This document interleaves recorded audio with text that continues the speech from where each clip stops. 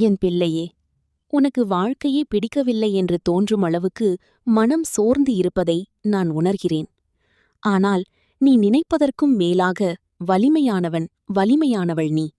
உன் உள்ளம் எவ்வளவு காயமடைந்திருக்கிறது என்பதையும் நீ அமைதியாக சுமந்து கொண்டிருப்பதையும் நான் அறிவேன்.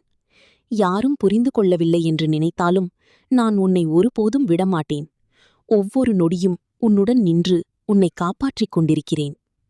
இது ஒரு காலம் மட்டும்தான், நிரந்தரமல்ல. உன் துயரம் கடந்து போகும். உன் வாழ்வில் ஒளி திரும்ப வரும் நாள் அருகில்தான் இருக்கிறது. இப்போது எல்லாம் இருள் போல தோன்றினாலும் அந்த இருளுக்கு பிறகு வரும் விடியல் மிக அழகானது. அதைக் காண நீ இருக்க வேண்டும், என் பிள்ளையே. உன் வாழ்க்கை மிக பொன்னானது. அதைவிட எதுவும் பெரிதல்ல. நீ சோர்ந்து போனால் என் பெயரை நினை. முருகா என்று அழை. நான் உன் மனதுக்கு அமைதியை தருவேன். உன் சுமைகளை எனக்கே ஒப்படை. நீ தனியாக இதை சுமக்க வேண்டியதில்லை. மெதுவாக முன்னேறு. ஒரு சிறிய படி எடுத்தாலும் அது போதும். நான் உன்னுடன் இருக்கிறேன். உன்னை வழிநடத்திக் கொண்டிருக்கிறேன். இப்போது கேள் என் பிள்ளையே. நீ இழந்தது பற்றி மட்டும் நினைத்து நின்றால் நீ பெறப்போகும் நல்லவற்றைக் காண முடியாது. உன் உள்ளத்தில் இருக்கும் அந்த சிறிய நம்பிக்கையை பிடித்துக்கொள். தினமும் ஒரு சிறிய முன்னேற்றம் செய்தால் கூட அது உன்னை பெரிய மாற்றத்துக்கு கொண்டு செல்லும்.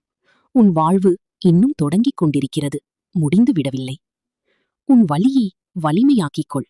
உன்னை துன்பப்படுத்திய அனுபவங்கள் உன்னை உடைக்க அல்ல, உன்னை உயர்த்ததான் வந்தவை. நீ விழுந்தாலும் மீண்டும் எழுந்து நிற்கும் ஆற்றல் உனக்குள் இருக்கிறது. அதை நம்பு. உன் முயற்சியில் நான் துணையாக இருப்பேன். நீ எடுக்கும் ஒவ்வொரு நல்ல முடிவையும் நான் ஆசீர்வதிப்பேன். நீ உன்னையே நம்ப ஆரம்பித்தால் உலகமே உன்னை மதிக்க ஆரம்பிக்கும். அதனால் தைரியமாக முன்னேறு. உன் வாழ்க்கையை நீயே உருவாக்கு. சந்தோஷமாக வாழ்வது உன் உரிமை. அதை யாருக்கும் விடாதே. நான் உன்னுடன் இருக்கிறேன். நீ ஒருபோதும் தனியாக இல்லை. பயப்படாதே. முன்னேறு, என் பிள்ளையே. யாமிருக்க பயமேன்.